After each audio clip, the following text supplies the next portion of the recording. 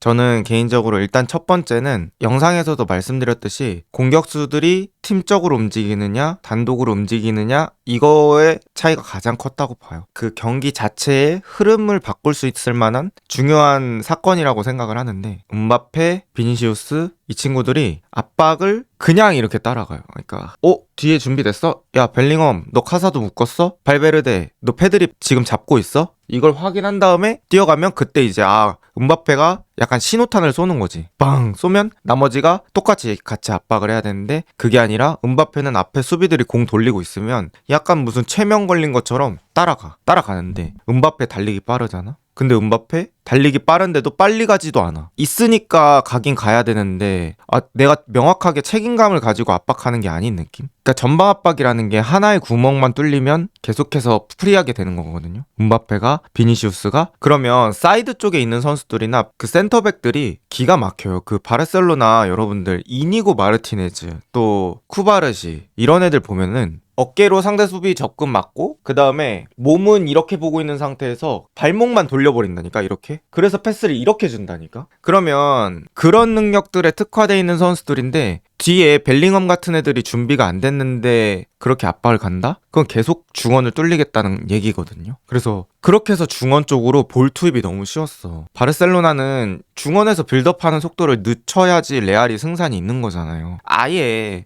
음바페, 비니시우스 앞에 투톱으로 서고 나머지 4-4-2로 선 다음에 뒤로 아예 내려서 물러서 했으면 어제처럼 그렇게 경기가 차이나지 않았을 거라고 생각을 하거든요. 전방 압박을 안 할 거면 그냥 아래서 쉬어라, 아래서 수비하지 말아라, 요 정도는 됐으면 저는 좋았을 것 같다고 생각을 했는데 그게 안 되더라고요. 그러면 바르셀로나 입장에서는 내가 상대 공격수를 끌어당긴 다음에 패스를 하게 되는 효과가 있어서 일반적으로 수비에서 빌드업 나갈 때보다 한 몇 배의 효과를 가지는 거죠. 그럼 바르셀로나 미드필더들이 공 못 차는 애들인가요? 뭐 조기 축구 애들이 아니잖아. 세계에서도 양팀 다 선수 클래스는 좋은 편이기 때문에 바르셀로나 미드필더들한테 공간이 그렇게 많이 주어진다? 그러면 너무 땡큐지. 그래서 일단 거기서부터 레알 마드리드가 경기 운영이 말렸다고 생각하고요. 사실 레알 마드리드 공격 작업 이거는 안첼로티처럼 하는 게 맞을지도 몰라. 왜냐면 음바페, 호드리구, 벨링엄, 비니시우스 지금 현역 중에서 개인 능력 이 선수들보다 좋은 선수 진짜 몇 명이나 돼요. 전 세계 최고의 개인 능력이 좋은 선수들을 모아놓은 거잖아. 오히려 이 선수들을 전술적으로 꽉 맞춰가지고 야 너 미드필더 공 잡았을 때 무조건 하프 스페이스로 뛰어, 너 어디로 들어가, 이렇게 하는 것보다 공격은 안첼로티처럼 이렇게 자율성을 주는 게 더 파괴적일 수 있어요. 그리고 저도 개인적으로 막 음바페나 비니시우스, 호드리고 이런 애들을 전술적으로 꽉 맞춰가지고 쓰면 더 아까운 것 같기도 하고. 근데 그런 공격을 결국에 하려면 음바페나 비니시우스나 이런 애들이 개인 능력으로 하려면 수비가 10명 내려앉아 있을 때는 뚫기 힘들 거 아니야. 그러면 이제 최대한 바르셀로나의 소수와 음바페 같은 선수들이 매칭을 하게 해줘야 되잖아요. 그러기 위해서 저는 오히려 레알 마드리드가 이렇게 물러서서 역습으로 했으면 조금 더 효율적인 경기 운영을 할 수 있었다고 봐요. 그렇게 되면 그거의 전제 조건이 또 다시 음바페, 비니시우스 너네 압박 안 할 거면 그냥 내려와서 쉬어. 그러니까 제대로 되지 않은 압박은 안 하는 것만 못하니까 조금만 내려와서 쉬어. 그러면 이제 음바페, 비니시우스도 공 뺏어서 개인 능력으로 1대1 칠 수 있지. 일단 저는 요게 본질이라고 생각하고요. 그 다음에 이제 나머지 세세하게 보자면 풀백들의 좀 퀄리티 차이는 좀 있다. 쿤데와 발데, 그 다음에 바스케스와 맨디, 여기 두 팀의 이제 풀백 차이는 조금 있다. 일단은 쿤데는 여러분들 센터백도 가능하기 때문에 바르셀로나가 이렇게 되게 자주 하더라고요. 포백에서 발데는 조금 더 위쪽으로 올리고 약간 윙어처럼 완전히 사이드에 위치시키고 그 다음에 쿤데, 쿠바르시, 이니고에서 백스리를 만드는 거지. 그리고 발데가 올라가니까 왼쪽 윙어인 하피냐가 가운데로 들어와서 공격형 미드필더처럼 해요. 근데 하피냐가 공격형 미드필더도 되잖아. 그러다 보니까 이게 딱딱 아구가 맞는 거지. 그렇게 해서 약간 변형 백스리로 해가지고 플레이를 바르셀로나가 하잖아요. 근데 쿤데는 수비력도 좋고 센터백까지 가능하기 때문에 비니시우스 이런 선수들이 엄청 잘하긴 하지만 또 쿤데도 자신감이 없진 않고 또 발데도 직선적으로 움직여주는 거 되게 잘하기 때문에 그게 또 하피냐랑 좀 맞는 것 같아요. 바스케스는 사실 뭐 원래 또 윙어 하던 선수잖아요. 그 풀백 하던 선수가 아니라 원래 윙어 하던 거였는데 포지션 변경해서 풀백으로 바뀐 거고, 그렇다고 하기에도 근데 솔직히 그 바스케스 쪽으로 하피냐랑 1대1 붙잖아? 애초에 하피냐랑 1대1 하는 게 어려운데 애초에 공간 자체도 하피냐한테 너무 많았어. 그러다 보니까 이거는 바스케스한테 난 너무 가혹한 싸움이 계속된다라는 게 느껴졌거든요. 그러니까 레알 팬분들 중에 요런 얘기 하시더라고.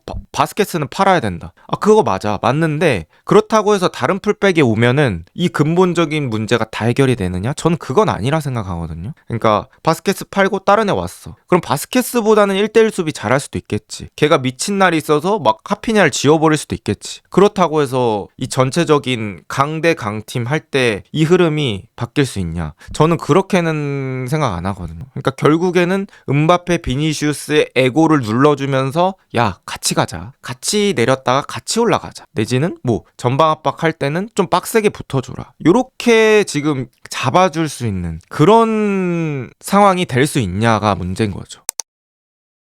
그렇게 해서 레알 마드리드 오케이 알았어. 야, 그러면 왜 지난 시즌엔 잘했는데 누가 이렇게 저한테 물어보면 전 이렇게 대답을 할 수 있을 것 같아요. 일단 가장 큰 차이는 토니 크로스가 있다 없다라고 생각을 하는데요. 토니 크로스가 있음으로 해서 토니 크로스가 지금 레알 마드리드의 뇌 역할을 했다는 생각을 합니다. 저는 토니 크로스가 약간 맨체스터 시티의 로드리처럼 이 경기 전체를 이제 흐름을 쥐었다 폈다 하는 거죠. 앞쪽으로 뿌렸다가 또 컨트롤 할 때는 또 컨트롤 했다가, 그리고 왼쪽으로 몰렸을 때는 또 오른쪽으로 한 번에 방향 전환해주고, 뭐 이런 식으로 생각을 하는데, 일단 지금 레알 마드리드 중원에는 컨트롤 타워가 없어요.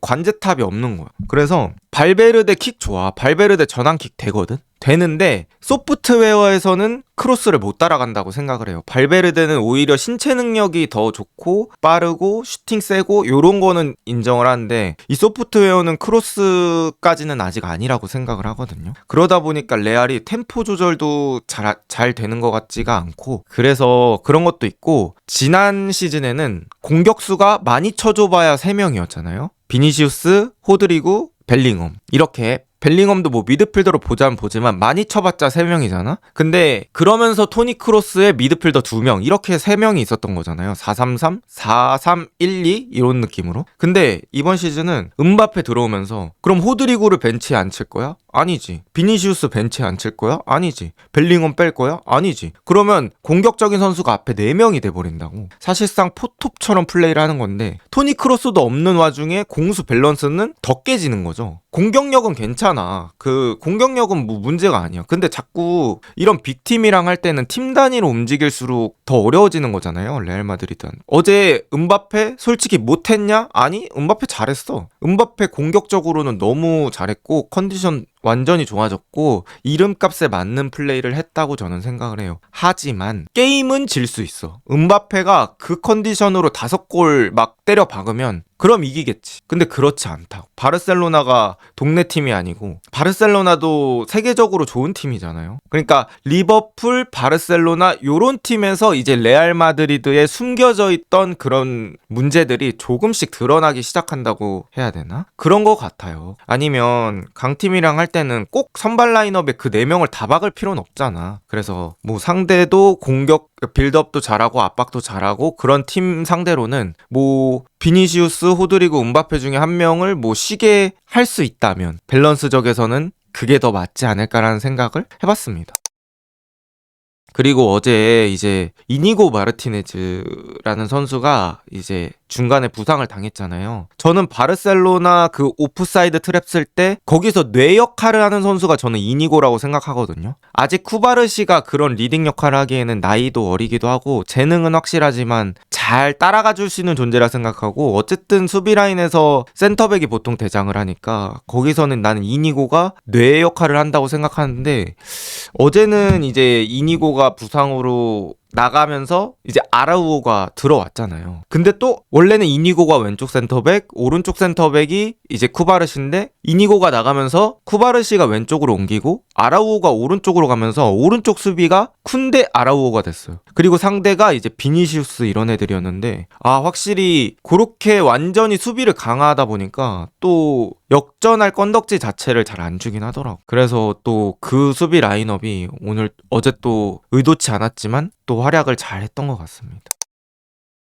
바르셀로나는 최근에 이제 문제를 겪었던 부분들이 사실 경기 내용 자체는 괜찮았던 경기들이 많았잖아요. 뭐 레가네스한테 1대0으로 지고 베티스 비기고 라스팔마스한테 지고 뭐 셀타 비고 비기고 이렇게 됐잖아. 이게 리그라는 건 여러분들도 아시겠지만 주전만 잘해서는 리그에서 우승은 힘들어. 뭐 상위권까진 갈 수 있지만 그러면 이제 서브 퀄리티도 중요한데 바르셀로나는 솔직히 주전이랑 서브 퀄리티는 좀 차이가 많다고 저는 생각을 하거든요. 특히 사이드백에서 저는 많이 그렇게 생각을 하는데 또 쿤데와 엑토포르트 또 왼쪽에는 발데와 마르틴 뭐 요 정도는 좀 간극이 좀 있다고 생각을 하거든요. 근데 바르셀로나 수비하는 게 오프사이드 트랩을 또 쓸 때가 많잖아. 오프사이드 트랩은 필수적으로 그 네 명이 한 몸처럼 움직여야 되는데 그 네 명이 한 몸처럼 움직이기가 어렵지. 그 서브 선수들이 자꾸 들어오면 오프사이드 라인이 깨지니까. 라스팔마스전 때 그렇게 해서 골 먹혔던 거거든요. 오프사이드 라인 깨져서 거의 두 골을 그렇게 먹어가지고 그런 차이가 있어서 리그에서는 조금 또 헤맸던 것 같아. 그러니까 주전들을 계속 쓸 수는 없는데 또 서브를 쓰자니 퀄리티가 아쉽고 그러면은 이제 주전들이 계속 나오면서 체력적인 부담을 겪고 거기서 이제 집중력 문제도 생기는 거고 저는 그렇다고 생각하거든요.